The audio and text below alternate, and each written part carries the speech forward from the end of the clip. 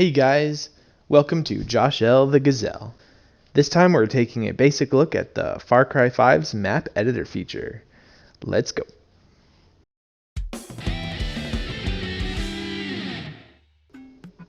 Hey guys, what's up? Far Cry 5 is a game developed and published by Ubisoft in 2018 for PS4, Xbox One, and PC.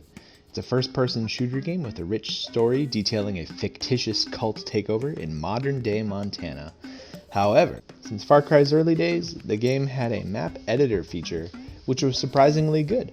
It was actually pretty thorough for an early 2000s game. It included hundreds of objects in games like buildings, vehicles, and explosive objects, boom boom. And in Far Cry 5, the editor was expanded to contain more objects from the previous Far Cry series, and even Assassin's Creed and Watch Dogs. In the days of Far Cry Instincts on the original Xbox, you could publish your map to an online community, but being online has changed since the early 2000s. Now you can publish a map, and within the first few minutes, people have played it and perhaps even enjoyed it. And even though the game is a couple years old now, there are plenty of new maps being posted on the daily. Starting a new map is easy enough, but the editing process can be confusing. First, let's load up a new map. You'll choose the mode, and if it's a co-op or single player mode, you're choosing between Assault, Outpost, Journey, and Bounty Hunt. For the multiplayer, there's just deathmatch and team deathmatch, but Far Cry 5 it's not really tuned to be a versus game. It's more tuned to be like a, hey, let's me and you go and kill a bunch of these cult people. Before you even start your map, you can choose the general layout, like forests, jungle. I usually just start out from scratch, and it gives you a flat map with a grid pattern. It might be worth exploring some of the randomly generated areas, but I tend to have an idea of what I want as a map in my head before I start a map editor. Or the first thing you're gonna see when you open up your brand new baby map is the blank terrain on a flat surface, unless you've of course loaded a procedurally generated texture. The first thing you'll want to do is adjust the speed of the camera to at least 4 or 5 by clicking the L3 button on the PS4. Unless you're okay with the camera moving 10 pixels an hour. Across the top we have all the assets that are taking up space. It lists the top 3 assets. Most of that will be AI. On the bottom of the HUD, we have prompts for what you can do in the moment. Holding the R3 button brings up 4 prompts, one for each D-pad direction. We have undo, redo, explore, and play. You can also, what I usually do is push the options button on the PS4 controller, and that gives you the option to play it or explore it. And the bottom left section will change what options you have, what you can do with the object that you've selected. Those are different for every object. For example, AI have different options than objects and structures. The most important thing to consider is the order of which you edit. Generally speaking, you should edit the terrain first, the structures second, and the AI and spawn points and the weapons and stuff last. Not to say you can't edit the terrain after you place a building, but it's way easier to do the majority of the terrain work before you realize you can't climb up a steep surface or you want trees and bushes instead of water. The reason I say this is because I see far too often people having flat maps or not putting very much effort into their terrain. Nowhere on Earth is the ground perfectly flat. North Dakota. So your map shouldn't be perfectly flat either. Having elevation, even a little, helps with realism of the map. Also, adding trees and bushes, water, hills, cliffs, and roads will help with realism, if you want that. I mean, you don't have to want realism. To edit the terrain, first go to the tool menu by clicking L1 on the PS4, then select terrain. From the next menu, you can select terrain tools, paint texture, add vegetation, road, water, and map limits. Go ahead and select the terrain tools, and from there we have different types of tools we can alter the terrain with. Bump, raise, lower, flatten, smooth, erosion, ramp, and noise. Bump is basically that, just making bumps. It looks like this. You can hold down the button and you get more bumps. It's not that precise, but it does what it says. Flatten is a very useful tool. When placing buildings, it is best to do so on a flat surface, unless you want the ground to stick through the floor, but maybe you do, I don't know, into your environment. There's a lot of objects to choose from. Over 9,000. Look at all these. Look at all these. There's so many. There's so many. Most assets are in the Far Cry 5 category. Once you select it, you have 2 choices, structures or objects. Structures are the buildings and large stuff, while objects are the small items like furniture, appliances, etc. Under structures, you can select commercial, residential, military, religious, and more. It might seem strange to divide all the assets into categories like this, but once you understand how many items are available, it becomes clear why it's structured this way. To place an object, select it and it will spawn in front of you. It will automatically move in line with the terrain, but push left on the D-pad to make it stop following the terrain. Hold the R2 button to spin it, just basic rotation.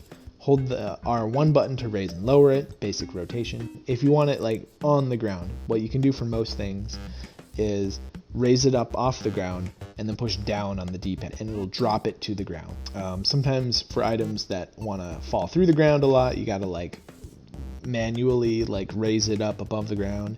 This is for things like guns and stuff. They don't like to stay above the ground. They like to fall below the ground, and then you can't finish your map if you have objects that are below the ground. And then there's gameplay objects like anything that the player can interact with, like zip lines, ladders, weapons, ammo, explosive stuff.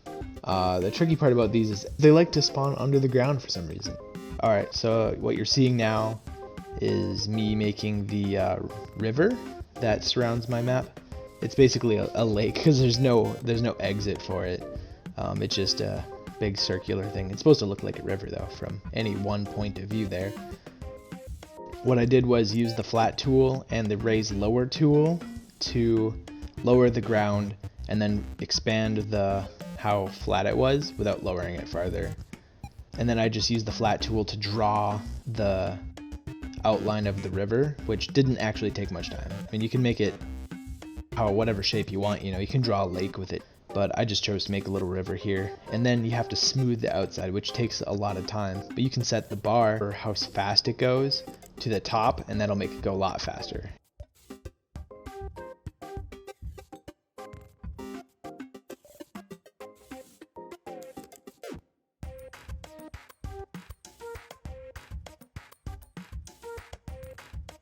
So what you see here, you want to test parts of your map, because like right here, I'm not actually sure that I can climb. I put a gun up there and I put ammo on there, but I'm not entirely sure that I can climb up there. I don't know if I'll be able to make it, but when I try it, I can't actually make it up there.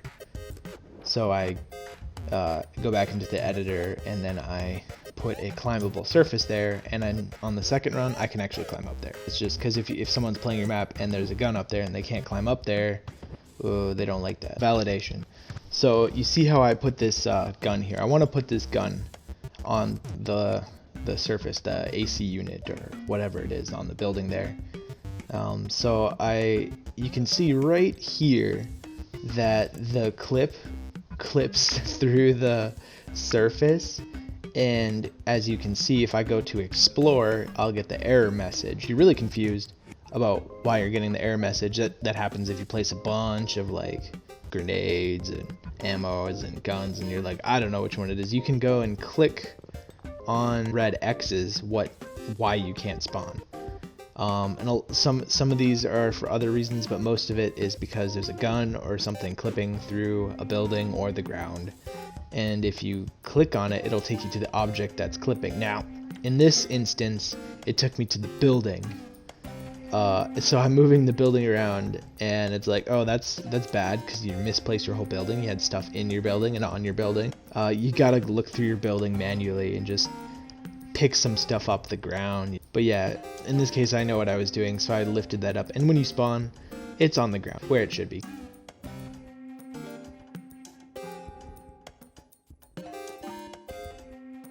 There we go. This is the guide on how to start a map on Far Cry 5. There are many more elements to creating a Far Cry map, and I hope to outline those in a future video. Hopefully next time I'll go through how to finalize a map and how to really make a 3-tier map to a 2-tier map, because there's a big difference between something that you can put together in an hour and something that you really spend a couple days on. So this is just the first video in a series of many. I'm also going to create a playlist for how to create Far Cry 5 maps and maybe showcase different maps that I've played. All the maps that you see here today are ones that I've created, and I've especially made this one for you guys today. I made this one to outline how to create a map, and this is supposed to be a simple one. This isn't like extravagant or anything. There's many more things you can do, such as customizing your own buildings using components. People have made buildings.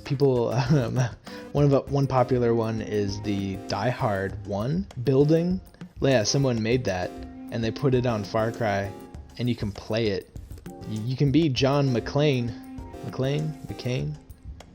John McCain? Is he a senator? I don't know. Let's not get into politics on the first day, shall we? I'll also be reviewing other people's maps and some of my favorite maps. There's some really good maps out there, some top tier maps. Thanks for watching this episode of Joshell the Gazelle. Oh, and if you're looking for this map on Far Cry 5, it's not done yet. I'm still going to use this map to showcase more for my channel, but when it's done, I'll let you guys know. I'll post a finishing video. This map's called Gazelle for Hell.